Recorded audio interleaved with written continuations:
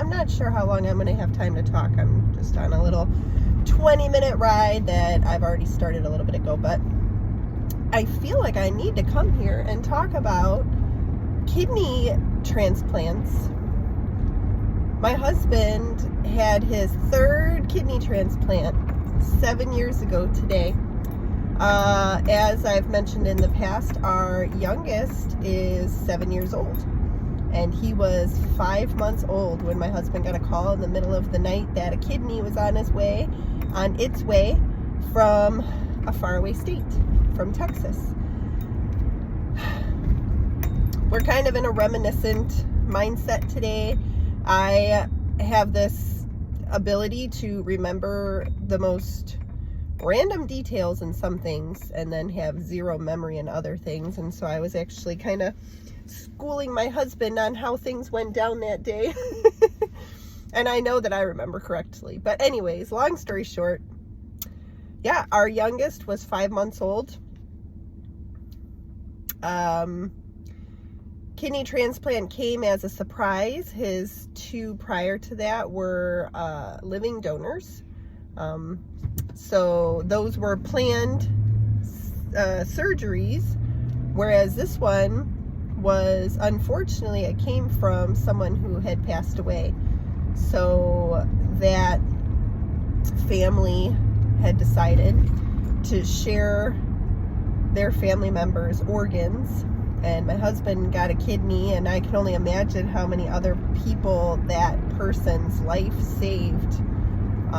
So, you know, we remember every year the sacrifice that another family made that we've never met, and we haven't been able to properly thank. We've sent one letter, we didn't hear back, and that's totally fine, because I can only imagine what those people have been through. I know the donor was younger, and it was a sudden passing, and on our end it was a sudden receipt of a gift of life.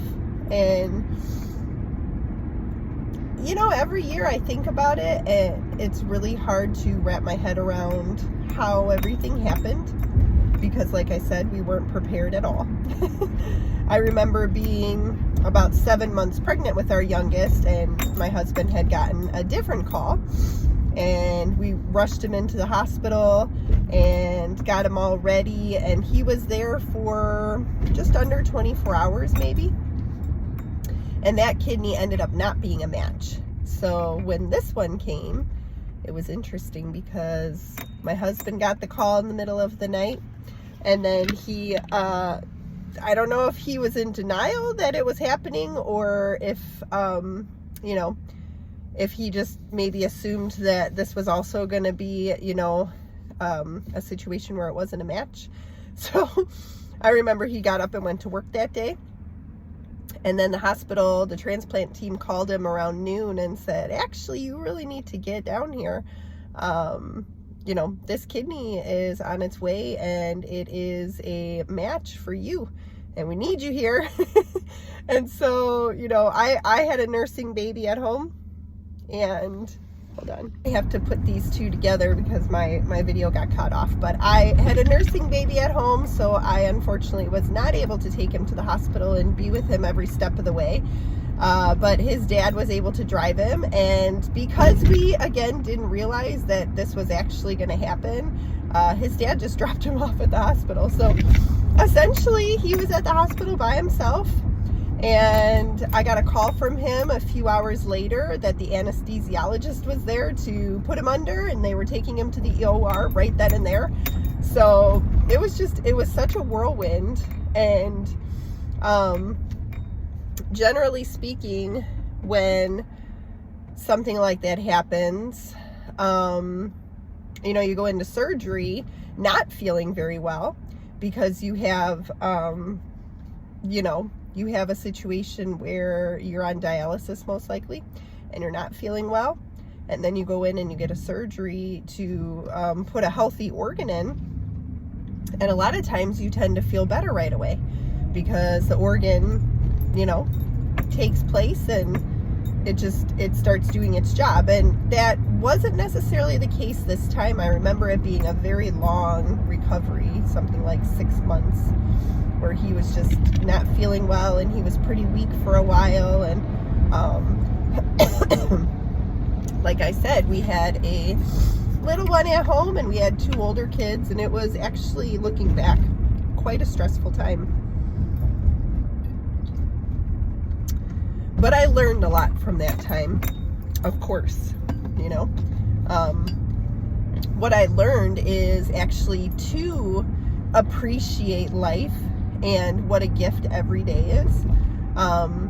What I learned is to make the most out of everything.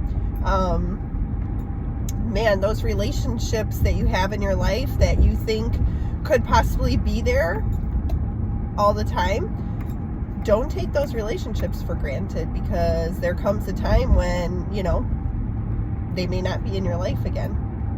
And it's just like I said, it puts a lot of things into perspective. And it's been 7 years, and I still believe the same things as I did then. And I've been working this past 7 years to really implement that perspective into our life.